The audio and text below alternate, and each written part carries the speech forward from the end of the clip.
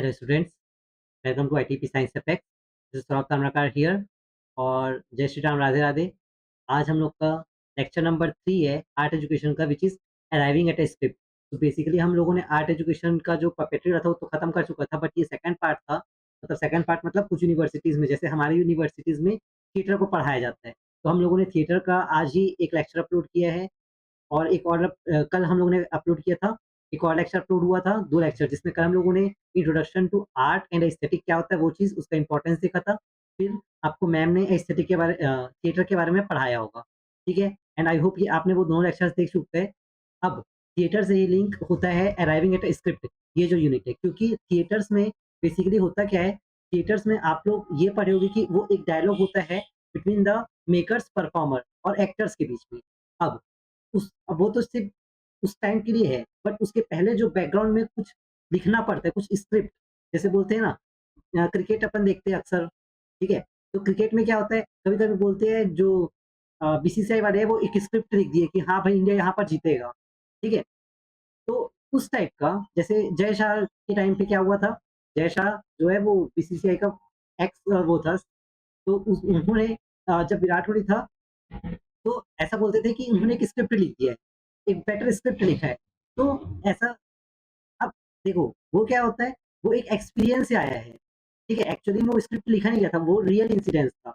But उसी experience, मतलब पता, इतने एक्सपीरियंस्ड प्लेयर है रोको, तो वहाँ से समझ में आ रहा है ना कि आपका जो मतलब हम लोग जीतेंगे कि नहीं जीतेंगे, वो कहीं न कहीं एक अपना इवैल्यूएशन हो जाता है, ठीक है? तो बेसिकली आप मेरे को स्क्रिप्ट कैसे रेडी करते हैं, उसके बारे में पढ़ना है, ठीक है? तो अगर आप देखोगे तो हमारे syllabus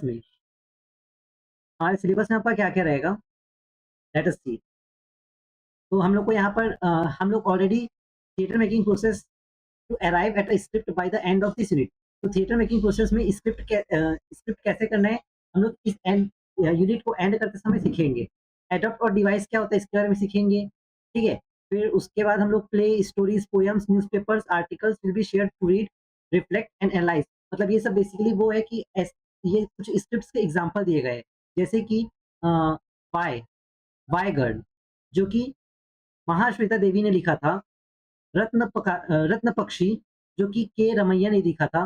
beyond the land of Hattamala and scandal in fairyland, जो कि बादल सिरकर सर ने लिखा था। एंड सॉन्ग ऑफ कबीर, जो दोहा होते हैं। तो ये सब जो है वो क्या है, स्क्रिप्ट है, ठीक है? अब वाई वाई गर्ल ये सब क्या है, एक्चुअली में एक स्क्रिप्ट है जिसके पीछे एक नॉवल लिखा गया था, ठीक है? अब उसी चीज को अपने को पढ़ना है। तो इसमें अपन student will use their skill of improvisation. तो अपन इम्प्रोवाइजेशन का वर्ड का मतलब थिएटर के फॉर्म में क्या होता है, ये अपन यहाँ पर देखेंगे।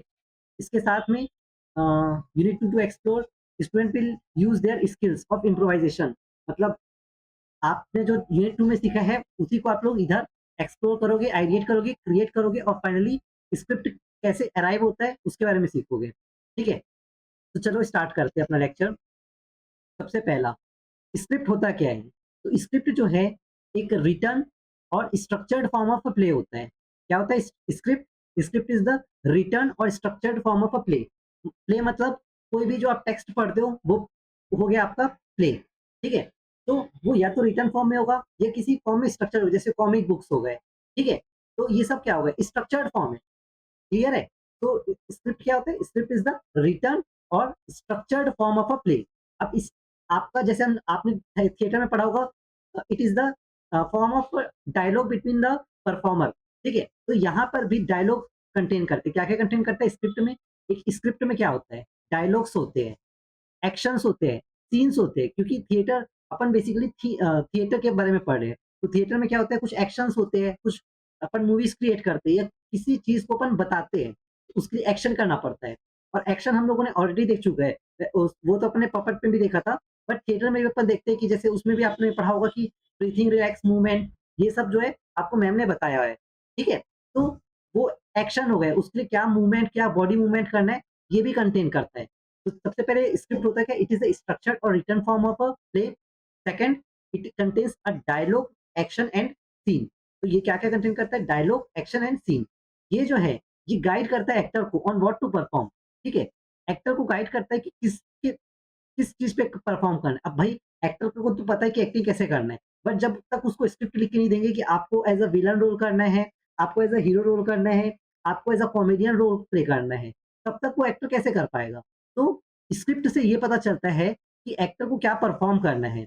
लेकिन थिएटर में script can also be created through लेकिन थिएटर में क्या होता है तो एक होता है क्लासिकल थिएटर, एक होता है मॉडर्न थिएटर। तो क्लासिकल थिएटर में क्या होता था, जो लिखा गया है वही आपको करना है। बट मॉडर्न थिएटर में कैसे होता है, आपको उस चीज़ को एक्सप्लोर करना पड़ता है, इम्प्रोवाइज़ेशन करना पड़ता है, परफ़ॉर्म करना पड़ता है और जो आप एक्शन करते हो ना, उसी पे बेस्ड आपका एक नया सीन क्रिएट हो जाता है। जैसे सपोज़ मैं आपको 2-2 एग्ज़ाम्पल देता हूँ। जैसे पुष्पा 2 मूवी आया था, तो उसमें जो झुकेगा नहीं वाला जो सीन था, उसमें क्या हुआ था, ऐसा बोला जाता है कि बस वो नॉर्मल बैठा था अ, उनका नाम क्या था? जो भी था उनका नाम मेरे को अभी याद नहीं आ रहा है, पुष्पा ही मान के चलो। तो जो पुष्पराज जो थे, उन्होंने ये सीन किया। उससे क्या हुआ मतलब वो किसी स्क्रिप्ट में लिखा नहीं था, वो स्पॉन्टेनियसली आया था और जैसे ही उस डायरेक्टर ने देखा, तो उनको समझ में आया कि नहीं यार ये सीन कर सकते हैं अपन, ठीक है? वैसे ही धुरंधर मूवी में भी जो एक सॉन्ग है, नया जो सॉन्ग आया है, उसमें भी सेम चीज़ें हुआ है। उन्होंने आर्यन खान ने अक्षय खन्ना ने वो चीज़ किया नहीं है, मतलब उनको स्क्रिप्ट में नहीं था, बट वो अ, अपने मन से स्पॉन्टेनियसली किए हैं, ठीक है?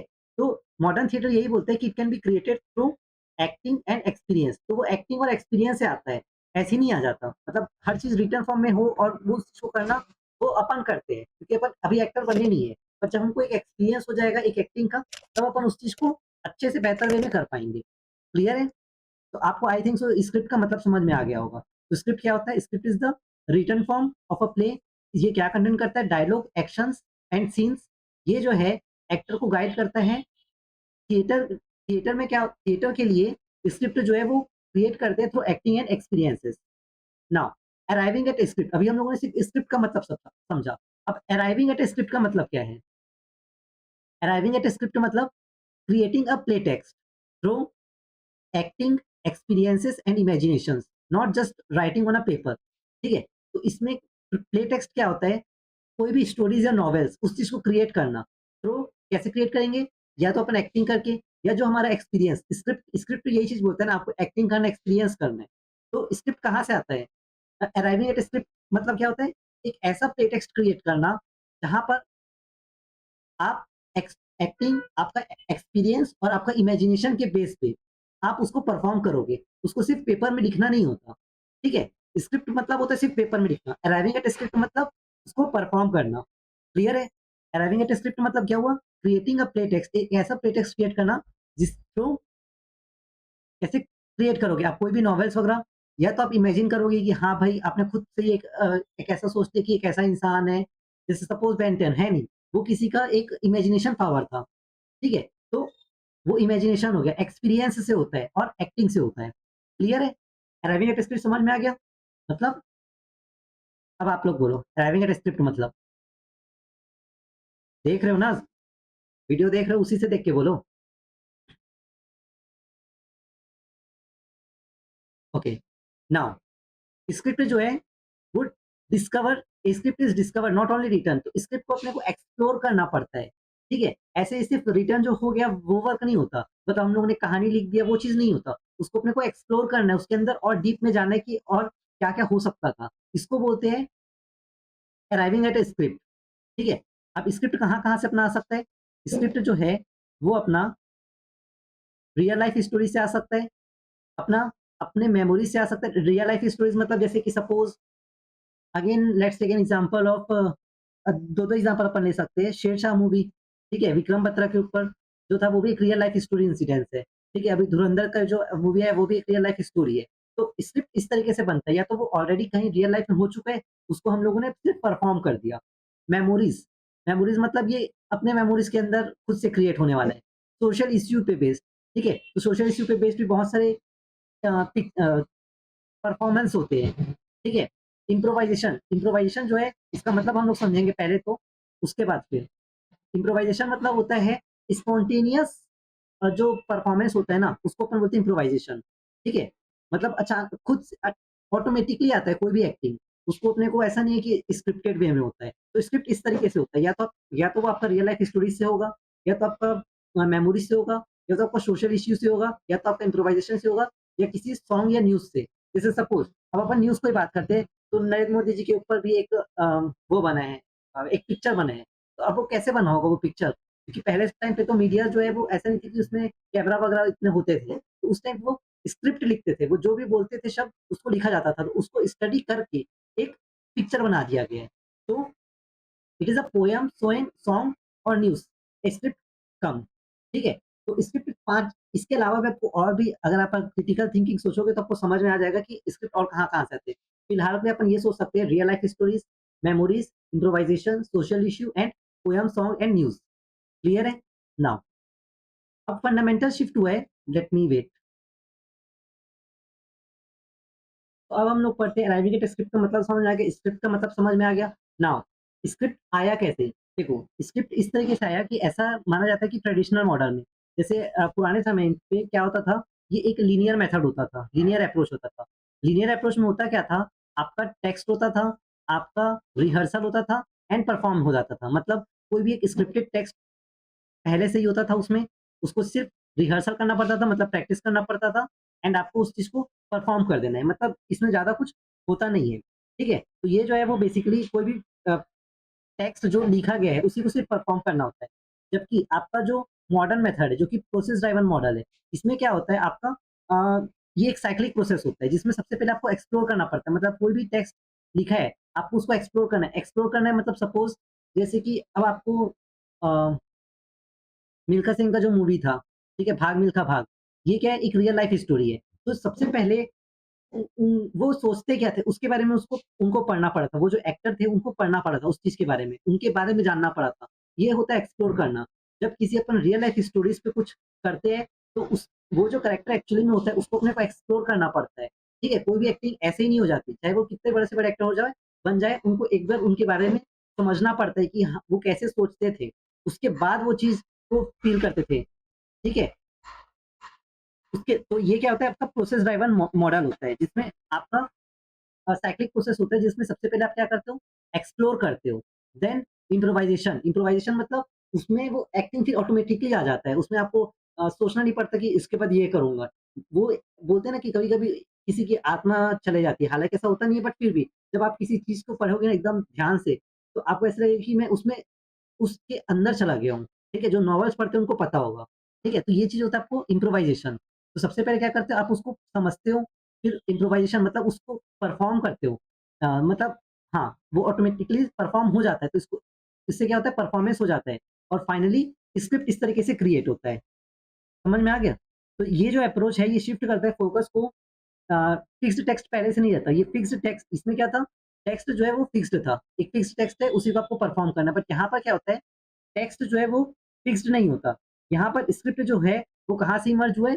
स्क्रिप्ट इमर्ज फ्रॉम परफॉर्मेंस, ठीक है? स्क्रिप्ट इमर्ज कहाँ से हुए? फ्रॉम परफॉर्मेंस, ऑटोमेटिकली होता है। तो we shift the focus from interpreting a fixed text, एक fixed text to creating a one. मतलब इसमें अपन क्या कर रहे हैं? प्रोसेस ड्राइवन मॉडल में एक नया मॉडल क्रिएट करते हैं, जिसमें स्टूडेंट सबसे पहले परफॉर्म करता है, उसके बाद स्क्रिप्ट वहाँ से ओरिजिनेट होता है। Script emerges from the performance process itself. I hope so कि आपको ये स्लाइड समझ में आ गया होगा। Isn't it? Okay, now theoretical workshop of a course मतलब जब आप स्क्रिप्ट लिखते हो, तो स्क्रिप्ट के दौरान ऐसी क्या-क्या चीज़ों को ध्यान देना पड़ता है, तो वो उसका की गोल है। जब अपन स्क्रिप्ट लिखते हैं, तो सबसे पहले अपन कोलैबोरेटिव प्रोसेस में वर्क करते हैं, ठीक है? Understand the script making as a collaborative process. सबसे पहले अपन क्या करेंगे, सपोज़ जैसे कि अब मुझे कोई भी मूवी क्रिएट करना है, ठीक है? अभी अपन मूवी बोल रहे हैं बट इसी चीज़ को जब आप सेकेंडरी स्टेज लर्निंग पे करोगे, तो आपको सबसे पहले क्या करना पड़ेगा, ये यही प्रोसेस करना है। आपको कोई भी टॉपिक पढ़ाना है तो आप सपोज़ आप साइंस वगैरह को तो ऐसे नहीं कर सकते बट सपोज़ आप हिंदी पढ़ा रहे हो, संस्कृत पढ़ा रहे हो, तो इसमें क्या होता है डायलॉग्स वाले मोस्ट ऑफ द वो होते हैं चैप्टर्स होते हैं। उसमें क्या होता है आप क्या करोगे, बच्चों को डिवाइड कर दोगे और छोटे-छोटे सपोज़ ऐसे कि 50 स्टूडेंट्स हैं, तो उसमें आपने 15-15 ऐसे करके 4 ग्रुप बना लिया। मतलब आपने एक छोटा-छोटा ग्रुप बना लिया। अब हर एक ग्रुप के अंदर जो हर एक इंडिविजुअल है, वो अपना खुद का एक आर्ट क्रिएट करेगा, ठीक है? तो इसमें क्या होता है ये सबसे पहले गोल क्या होता है स्क्रिप्ट मेकिंग के लिए एज़ अ कोलैबोरेटिव प्रोसेस आपको एक ग्रुप में काम करना पड़ेगा। अगर कोई भी मूवी बनाते हैं तो ऐसा नहीं बनता ना कि वही आपका कैमरामैन हो गया, वही एक्टिंग कर रहा है, वही उसमें एडिटिंग कर रहा है। एक ही इंसान नहीं करता ना, एक्टर एक्टिंग करता है, एडिटर एडिटिंग करता है, डायरेक्टर उनको गाइड करता है, इस तरीके से होता है। म्यूजिशियन जो है उसको म्यूजिक प्रोवाइड करता है। कोरियोग्राफर डांस वो करता है। तो ये एक कोलैबोरेटिव प्रोसेस होता है। तो पहला की गोल यही होता है स्क्रिप्ट मेकिंग के दौरान कि it act as a collaborative process. Second, it explore the non text based approach to theatre.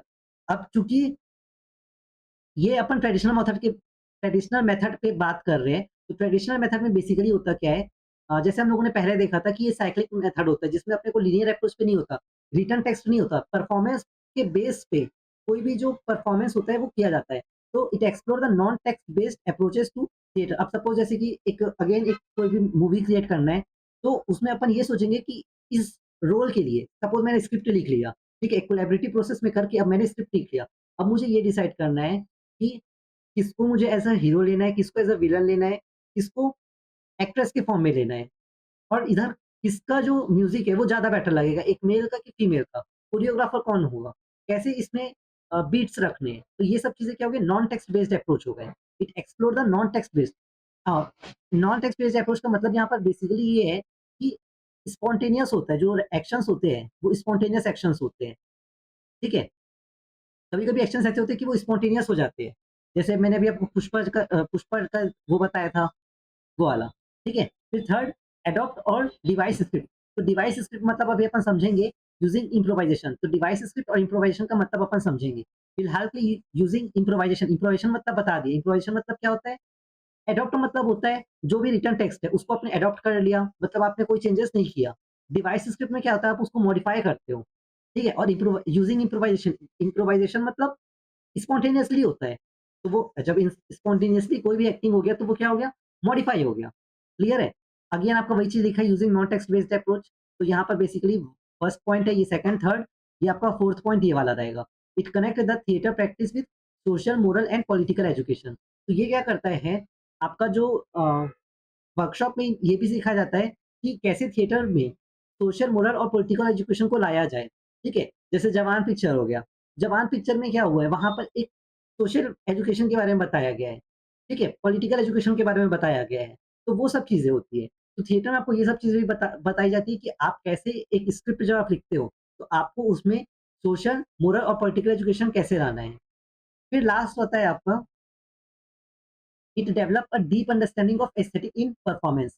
आपको कैसे एक एस्थेटिक जो एक परफॉर्मेंस होता है उसमें आप एस्थेटिक अंडरस्टैंडिंग कैसे लाओगे? क्लियर है? तो एस्थेटिक थ्योरेटिकल वर्कशॉप में हम लोगों ने क्या-क्या पढ़ा? सबसे पहले कोलैबोरेटिव प्रोसेस आपको प्रोसेस कैसे करना है, फिर सेकंड में आपको नॉन टेक्स्ट बेस्ड अप्रोचेस मतलब स्पॉन्टेनियस एक्शन कैसे होती है। उसके बाद आपका एडॉप्ट और मतलब आपको जो स्क्रिप्ट जो है, उसमें आप कैसे उसमें एडॉप्ट करोगे? मतलब कोई भी जो आपका स्क्रिप्ट है, वो रिटन टेक्स्ट जो है उसी को करोगे कि आप उसको मॉडिफाई करके करोगे? फिर आपको उसमें सोशल और मोरल और पॉलिटिकल एजुकेशन के बारे में आपको इसमें बताया जाता है। मतलब कोई भी स्क्रिप्ट जब आप लिखते हैं तो उसमें सोशल एजुकेशंस के बारे में बताया जाता है। देन आपका इसमें जो परफॉर्मेंस होता है उसमें कैसे एस्थेटिक लाना है उस चीज़ के बारे में बताते हैं। आई होप कि आपको ये सब चीज़ क्लियर हो गई। Now move to the next slide. Okay, so what is devising a script? तो मैंने अभी आपको बताया था कि डिवाइसिंग मतलब अपने को पढ़ना है। तो डिवाइसिंग और इम्प्रोवाइज़ेशन के बारे में अपन पढ़ते हैं। तो डिवाइसिंग मतलब क्या होता है? Creating a script together using actors idea. Actor के आइडिया के बेस पे एक स्क्रिप्ट रेडी करना। ठीक है? तो ये सब आपने ऑलरेडी प्रीवियस लेक्चर पे आपको मैम ने बताया होगा कि कैसे करना है। तो devising means creating a script together, एक ऐसे स्क्रिप्ट रेडी करना कोलैबोरेटिव वे में एक्टर के आइडिया के बेस पे।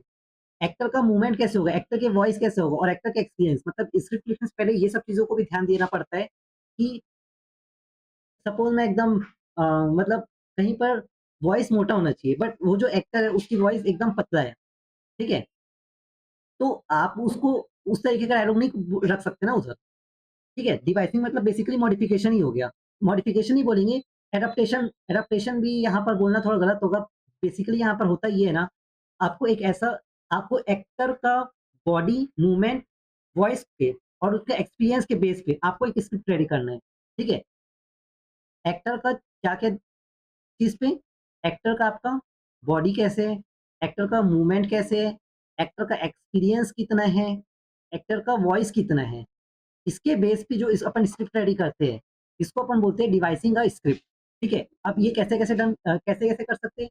Without a fixed written text devising मतलब ये ऑटोमेटिकली हो जाएगा। दूसरा थ्रू इम्प्रोवाइज़ेशन, तीसरा थ्रू डिस्कशन जब कोलैबोरेटिव वे में अपन डिस्कस करते हैं तब, ठीक है? Now creative tool kit in script. तो creative tool kit in script में बेसिकली होता क्या है आपका, it is approach to communication and story telling in performance art. तो परफॉर्मेंस आर्ट आई होप तो कि आपने देख चुका है, क्योंकि इससे क्वेश्चंस आते हैं। और मैंने जो प्रीवियस जो लेक्चर था, मतलब फर्स्ट लेक्चर में, उसका डिस्क्रिप्शन में मैंने परफॉर्मेंस आर्ट वाला जो है मैम का जो लेक्चर था, उसको मैंने डिस्क्रिप्शन बॉक्स में पिन कर दिया है, तो आप वहाँ से देख सकते हो। ठीक है, ओके।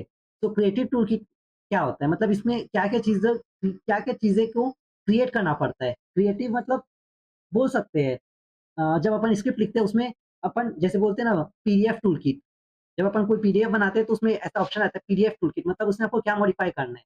तो वैसे जब स्क्रिप्ट होता है तो स्क्रिप्ट में आप क्या चीज़ को मॉडिफाई करते हो, इसके बारे में है। तो approach to communication and story telling in performance art uses. तो स्टोरी टेलिंग और कम्युनिकेशन या डायलॉग के दौरान 4 एलिमेंट का बेसिकली ध्यान देना पड़ता है। सबसे पहला मेमोरी।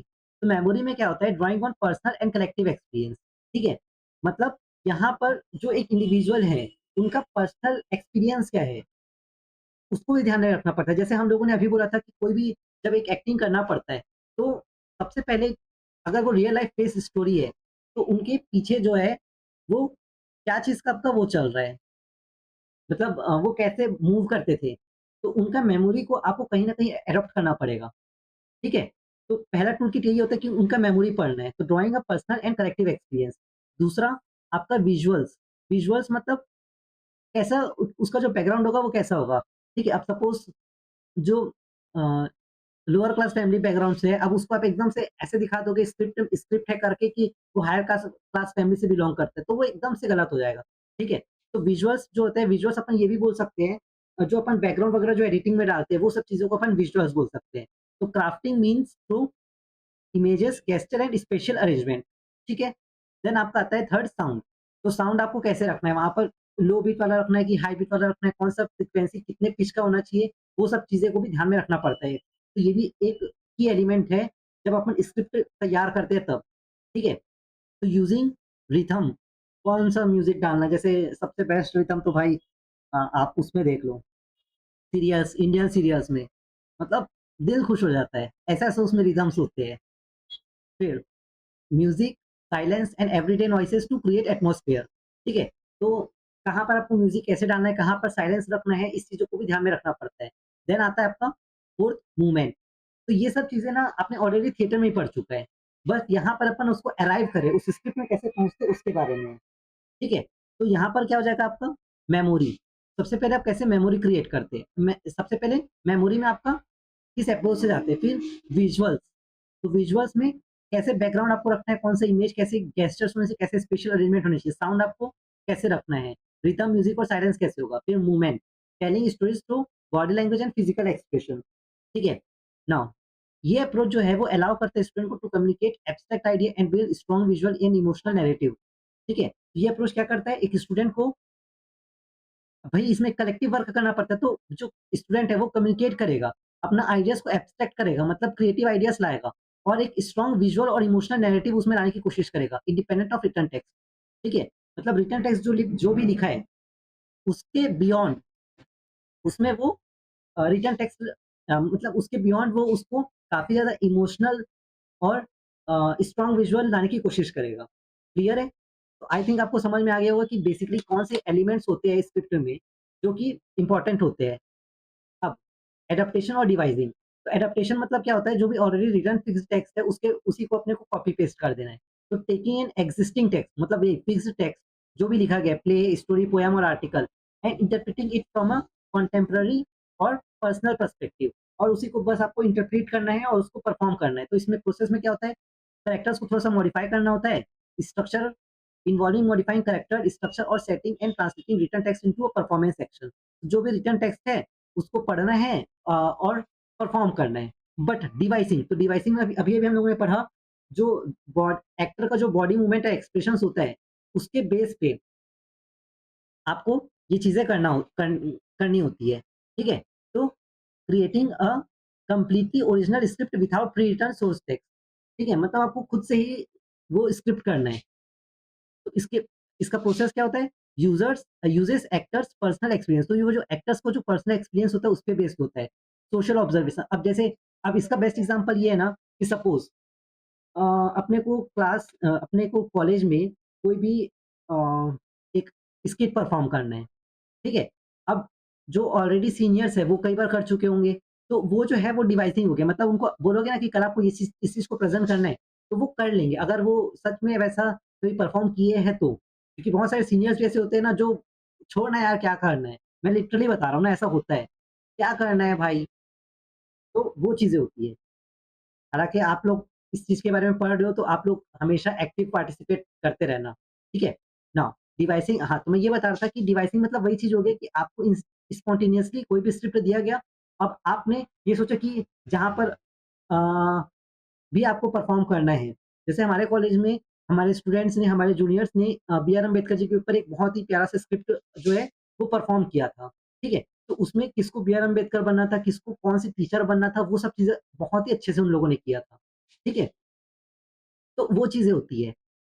मतलब हालाँकि उन लोगों ने प्रैक्टिस किया था, बट अब जो वो कंटिन्यूअसली करते रहेंगे तो वो उस चीज़ के लिए एडॉप्ट हो जाएँगे, ठीक है? और वो फ्यूचर में कभी भी उस चीज़ के लिए ईज़िली उस चीज़ को परफ़ॉर्म कर लेंगे, ठीक है? तो वो चीज़ होता है डिवाइसिंग।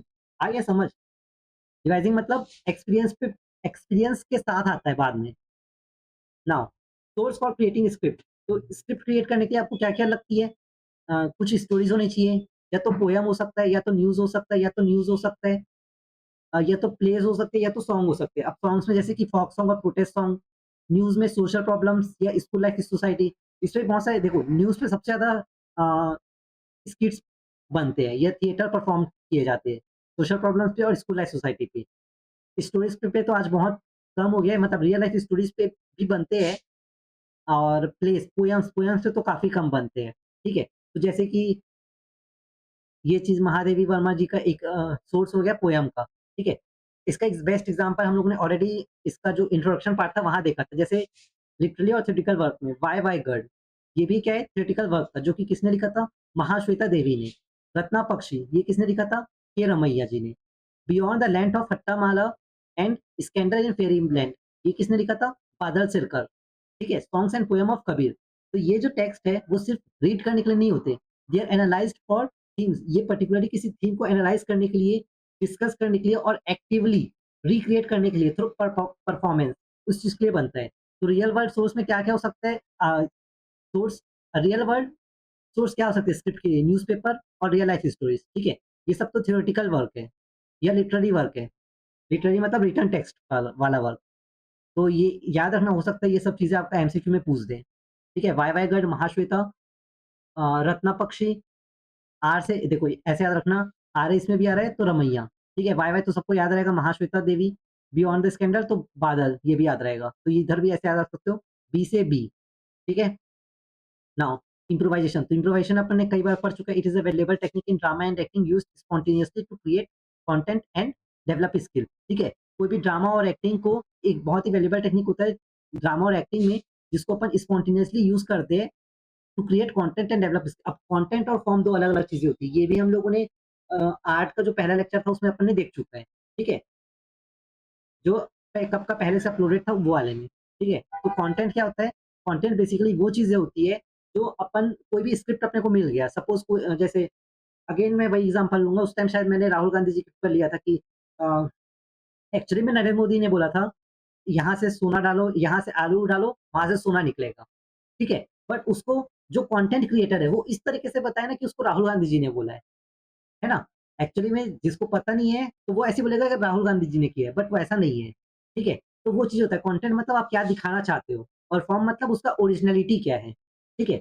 तो इम्प्रोवाइज़ेशन मतलब समझ में आ गया? तो इम्प्रोवाइज़ेशन किस लिए यूज़ करते हैं? टू एक्सप्लोर द कैरेक्टर्स, अपन किसी चीज़ को कैरेक्टर को एक्सप्लोर करने के लिए। दूसरा, to build the scene from ground up, ठीक है? फिर तीसरा, experiment with different narrative and structures. Let me see the recording.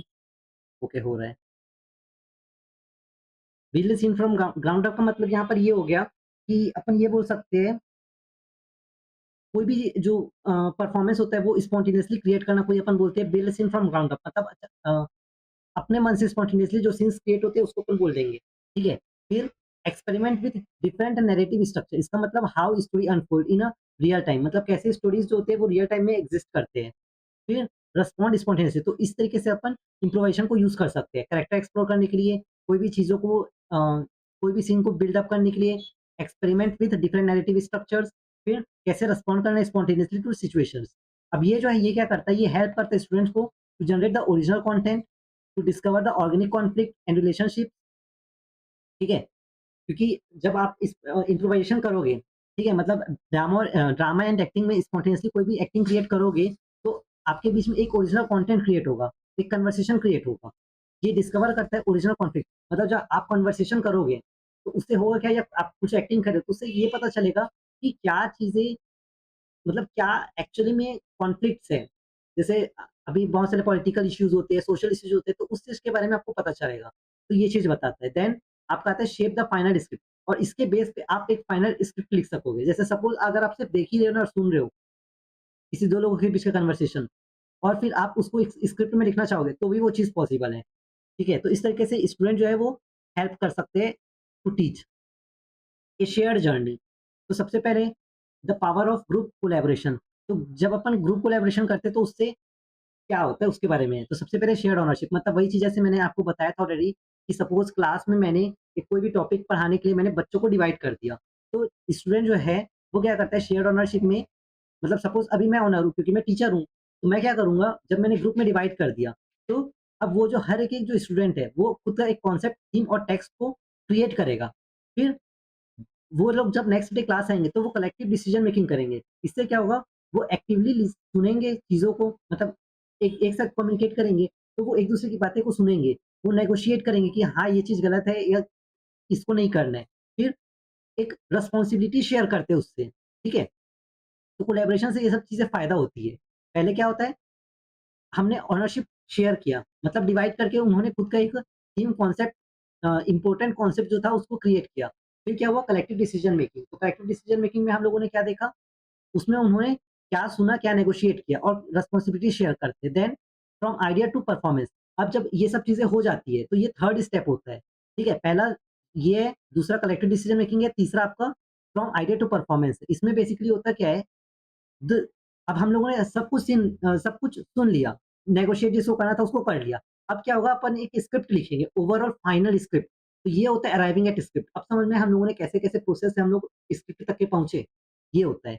This group is collectively, अब ये जो ग्रुप है वो कलेक्टिवली रिस्पॉन्सिबल होता है for guiding their chosen idea through entire process from initial discussion to final performance. तो इस तरीके से आइडिया से लेके परफॉर्मेंस तक जाते हैं।